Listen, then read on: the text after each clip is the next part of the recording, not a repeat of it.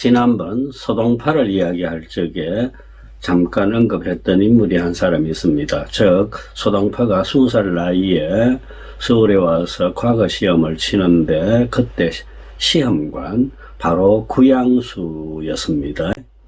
구양수가 뛰어난 이 소동파의 답안지를 보고는 자기 제자의 일 거다라는 생각에서 장원급제를 시키지 못하고 2등으로 미뤘다는 이야기를 했습니다. 그 구양수가 오늘의 순서입니다. 송나라 시기에 대문장가 구양수, 그 또한 소동파 삼부자와 더불어서 당송 8대가 중에 한 사람이 됩니다.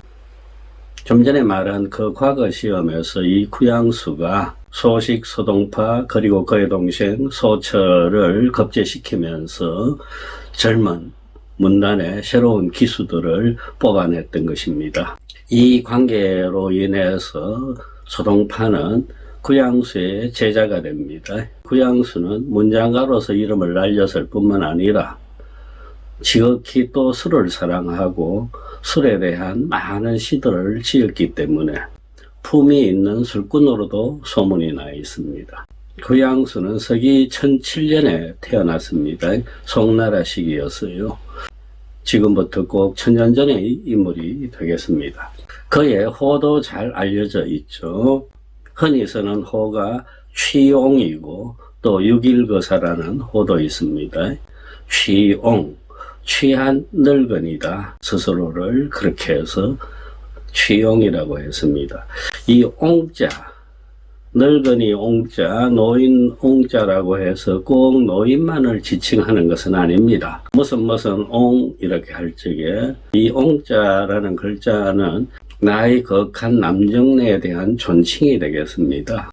예전에는 아버지, 할아버지, 장인, 시아버지도 다 옹이라고 호칭했습니다. 그리고 꼭 나이가 많은 데다가 한정 두지도 않았습니다. 구양수는 강서성 기란 출신이었는데 집안이 넉넉지를 못했어요.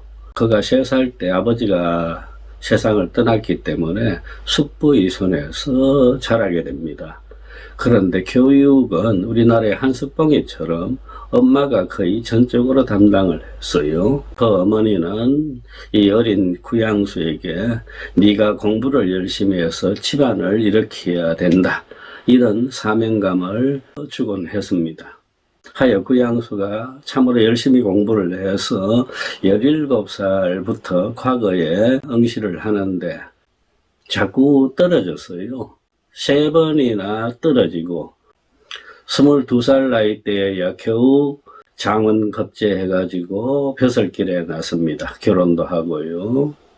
수동파도 마찬가지였습니다만 구양수 또한 이 송나라 조정에서 다른 소리를 많이 하곤 그랬기 때문에 조정 권신들한테 미움을 받아가지고 자주 외직으로 쫓겨나곤 그랬습니다. 하여 30, 40대는 양주라든가 지주, 부양 이런 곳으로 떠돌아다니면서 지방 벼슬살이를 오래 하게 됩니다. 이전에 말한 소동파를 뽑은 그 과거 시험을 담당하게 된 것은 이후 서울에 돌아와서 한림학사가 되고 쉰 나이가 됐을 적의 일이었습니다.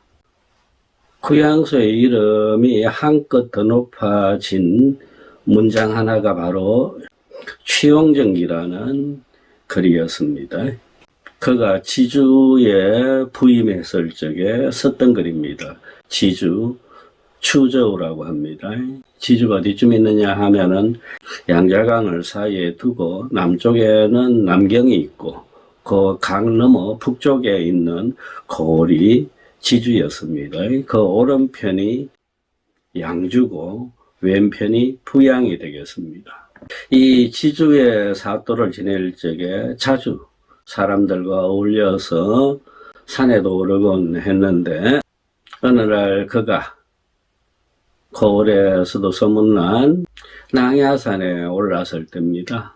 경치에 깊이 빠져서 흥이 오를 무렵 술도 잔뜩 마셨겠죠. 그래서 취해서 드러누워 있는데 지나가던 스님 하나가 이렇게 묻습니다. 사또는 어찌해서 이 대낮에 이렇게 취했느냐고. 그 양수가 이러기를 내가 술에 취한 것 같으냐? 아니다. 나는 경치에 취했고 고을 백성들의 인정에 취했을 뿐이다. 그랬어요. 이후 이 스님이 사또를 위해서 개울 옆에다가 조그마한 정자 하나를 지었어요. 그리고 해수인 구양수를 초청해서 초촐한 술자리를 만들었는데 그때 스스로 구양수가 이 정자 이름을 취용정이라고 지었어요. 자신의 호를 따서 붙인 정자 이름입니다. 그리고 이 정자의 내력에 대한 글을 썼는데 그것이 바로 취용정기라는 산문이었습니다. 중국 문학사에서는 이 취용정기를 천고에 빼어난 산문 중에 하나다라고 평가하고 있습니다. 어떤 내용인지 우리말로 번역된 것을 한번 읽어보겠습니다. 지주를 둘러싼 것은 모두 산이다. 그 중에서도 서남쪽 봉우리의 숲과 골짜기는 뛰어나게 아름답다. 멀리 보이는 울창하고 빼어난 것은 랑야산이요. 산으로 연 7리를 더 가면 두 봉우리 사이에서 졸졸 쏟아지는 것은 양천이요. 휘감은 봉우리와 굽어진 길 사이에 푸르덩 날듯 세미에 선 것이 취용정이다. 누가 정자를 지었느냐고 지선이라는 중이 지었다고 하네. 정자 이름은 누가 지었느냐고 태수가 선수 지었단다. 태수가 손님들과 더불어 여기서 마실 때 초장부터 그냥 취한 데다가 나이조차 가장 많아 스스로 취용이라고 불렀다고 한다.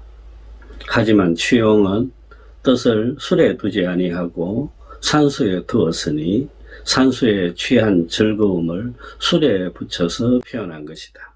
요 마지막 문장이 참 많은 이들한테 인용되곤 그럽니다. 즉 술에 취하는 것이 진정한 의미는 술 자체에 있는 것이 아니고 산수에 취하는 것이다라는 것. 자연이죠. 자연에 취한 것을 주취, 술의 취함으로 옮겨가는데 진정한 음주의 멋이 있다라고 하는 그런 내용이 되겠습니다. 글 중에 나오는 그 스님이 지선이라고 했죠. 지주에 있는 동안 구양수는 이 스님하고도 아주 친하게 지내게 되고요. 좌중에서 나이가 가장 많고 술을 즐겨서 취용이라고 한다. 취한 늙은이라고 이름을 지었다고 했는데 사실 이때 구양수의 나이는 만으로 치면은 38세밖에 안 되었습니다. 당시에는 그 나이를 다 마흔이라고 했죠. 예전 시대에 평균 수명이 그렇게 길지 못했을 적에 40대가 되면은 다 노인네 행세를 하곤 그랬습니다. 사실 중국뿐만 아니라 우리나라도 마찬가지였어요. 조선시대에 이율복 선생만 하더라도 글 중에 이런 게 있습니다. 병든이 늙은이가 한자 적는다라는 그런 구절이 있는데 그때 늙은이라고 스스로 표현하고 있었습니다만 일곱 나이가 48이었어요. 아마도 그 예전에는 40 후반이 되면 오늘날에 한 70대로 여겼던 모양입니다. 이 지주, 추저우가 이 취용정 때문에 유명해지긴 했습니다만 사실 그 자리에 가보면 그렇게 썩 눈에 들어오는 경치는 아닙니다. 시냇물도 그냥 진짜 졸졸이고요. 그러나 이 명문장 때문에 그리고 구양수 때문에 취용정이 유명해졌고 아울러 지주, 추조가 유명해져서 찾아오는 사람들의 발길이 그치질 않는 것입니다. 이후 구양수는 거기서 멀지 않은 곳 부양으로 이동을 하게 되는데 부양태수로 지낼 적에 쓴 시 하나도 꽤나 술꾼들 사이에 알려져 있습니다. 억초피라는 제목의 시입니다.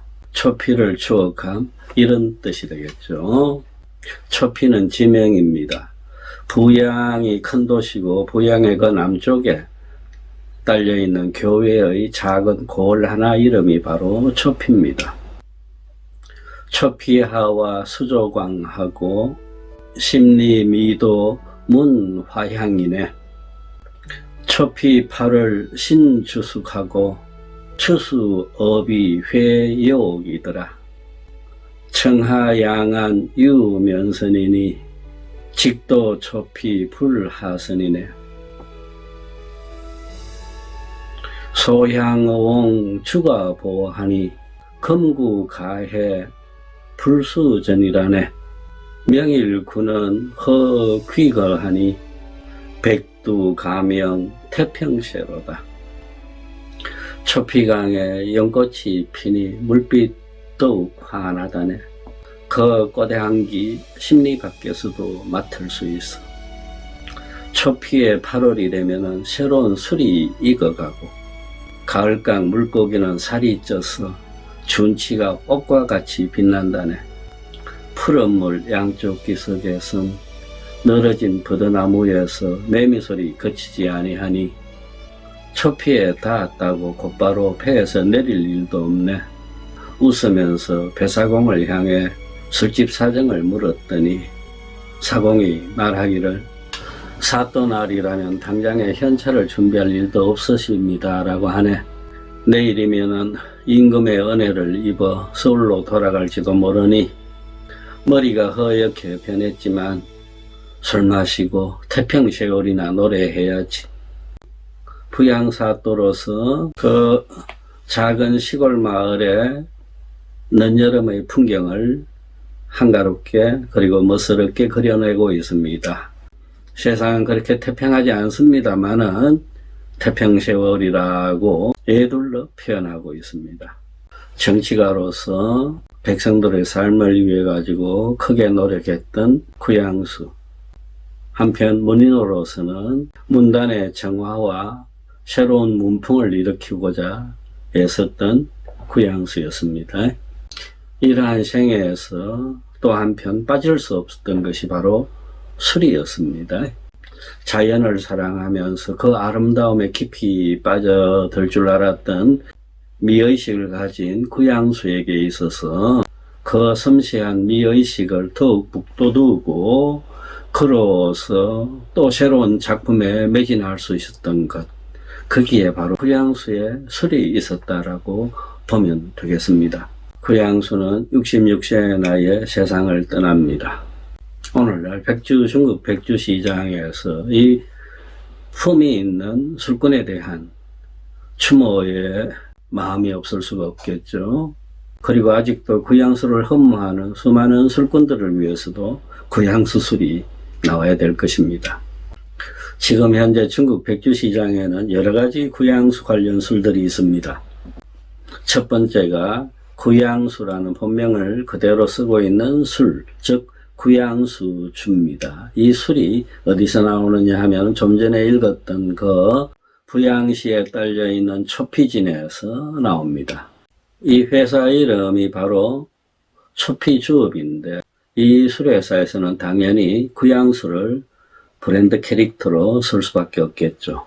초피에 대해서 이렇게 멋있는 술시를 지어 주었으니까요.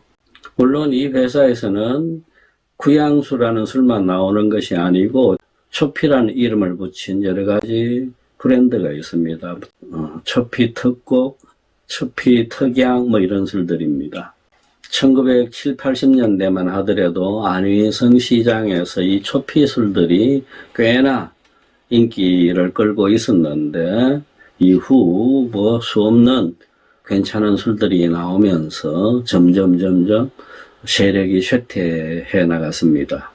한때 전성기에는 술꾼들 사이에 흔히 쓰는 말 중에 북고전 남초피란 말이 있었습니다. 즉 북쪽에는 고전공주가 있고 남쪽에는 초피주가 있다, 이런 칭찬의 말이었습니다. 지금은 예전만큼의 성세를 누리지 못하고 있습니다만은 아직도 추억의 초피주를 찾는 술꾼들이 많이 있고, 그들이 찾는 초피주 중에서 또 대표적인 것이 바로 구양수주이기도 합니다.